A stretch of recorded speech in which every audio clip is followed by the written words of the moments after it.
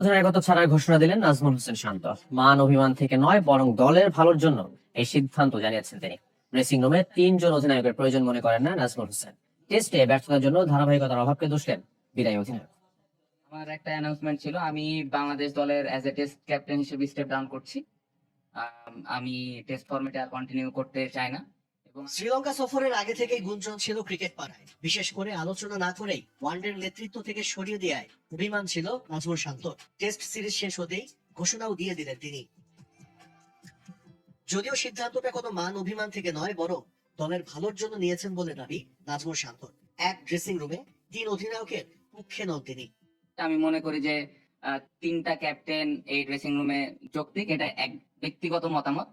Cricket board হয়তো আলাদাভাবে চিন্তা করতে পারেন এবং সেটার প্রতি পূর্ণ সম্মান আমার আছে। তো আমার ব্যক্তিগত মতামত যে তিনটা ক্যাপ্টেন আসলে আমার মনে হয় যে টিমের জন্য একটু ডিফিকাল্ট হতে পারে। তো পুরাটা টিমের বেটারমেন্টের কারণে আমি এখান থেকে সরে আসছি। দলের পারফরমেন্স কলম্বোতে ধরে রাখতে পারেনি বাংলাদেশ, স্বীকার করলেন নাজমুল শান্ত। মাঝে মধ্যে টেস্ট জয় বা ড্র করলেও ধারাবাহিকতার অভাবকেই দুষলেন টাইগার অধিনায়ক। আগের থেকে একটু বেটার রেজাল্ট হচ্ছে, মাঝে মধ্যে আমরা জিতছি, মাঝে মধ্যে খেলাটা ড্র করতে পারছি। তো এই জিনিসগুলো ইম্পর্টেন্ট। আপনি যদি স্পিনারদের ক্ষেত্রে দেখেন, বাইরে এসে স্পিনাররা উইকেট নিচ্ছে। তো এই পজিটিভ দিকগুলো আছে, বাট আমার কাছে মনে হয় যে প্রথম টেস্টে যেভাবে আমরা খেললাম, এই টেস্টটা আরো ভালোভাবে খেলা উচিত ছিল।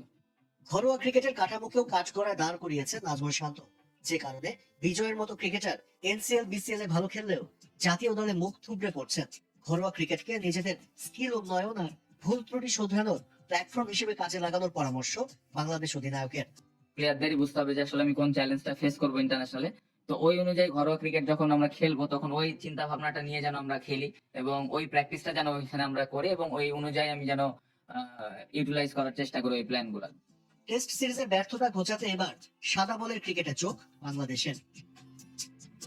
শ্রীলঙ্কা সফরের আগে থেকেই গুঞ্জন ছিল ক্রিকেট পাড়ায়, বিশেষ করে আলোচনা না করেই ওয়ানডের নেতৃত্ব থেকে সরিয়ে দেওয়ায় অভিমান ছিল নাজমুল শান্তর। টেস্ট সিরিজ শেষ হতেই ঘোষণাও দিয়ে দিলেন তিনি। যদিও সিদ্ধান্তটা কোনো মান অভিমান থেকে নয়, বরং দলের ভালোর জন্য নিয়েছেন বলে দাবি নাজমুল শান্তর। এক ড্রেসিং রুমে তিন অধিনায়কের পক্ষে নন তিনি। এখান থেকে সরে আসছি। দলের পারফরমেন্স কলম্বোতে ধরে রাখতে পারেনি বাংলাদেশ, স্বীকার করলেন নাজমুল শান্ত। মাঝে মধ্যে টেস্ট জয় বা ড্র করলেও ধারাবাহিকতার অভাবকেই দুষলেন টাইগার অধিনায়ক।